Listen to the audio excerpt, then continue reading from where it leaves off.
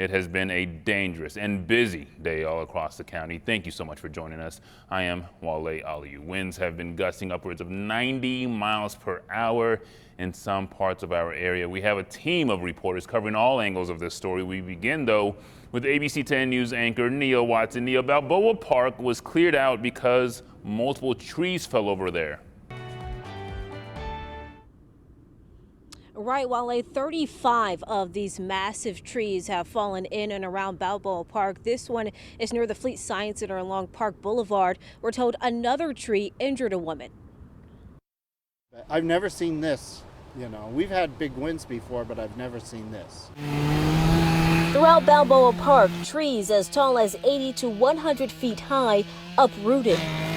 City crews get to work clearing the trees and debris that fell onto streets and walkways.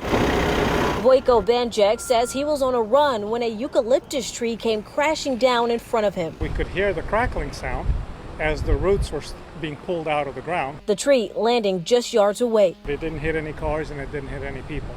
But it was weird. I mean, it was almost like an explosion sound. One fallen tree on El Prado hit a woman, pinning her underneath. She was taken to the hospital but is expected to be okay. Daryl McQueen, who visits the park daily, says a group of people wanted the same tree removed before today because it looked unstable. I was just amazed because the bowlers, who I speak to every day, were saying that they would like this tree gone because they're afraid it's going to fall on their lawn here.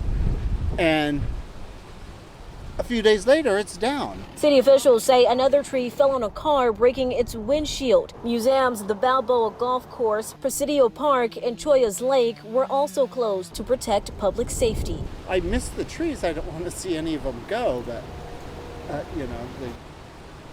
anytime somebody could get hurt. And the city will reopen park areas tomorrow. Reporting live from Balboa Park with photojournalist Jolie Brooks, I'm Nia Watson, ABC 10 News.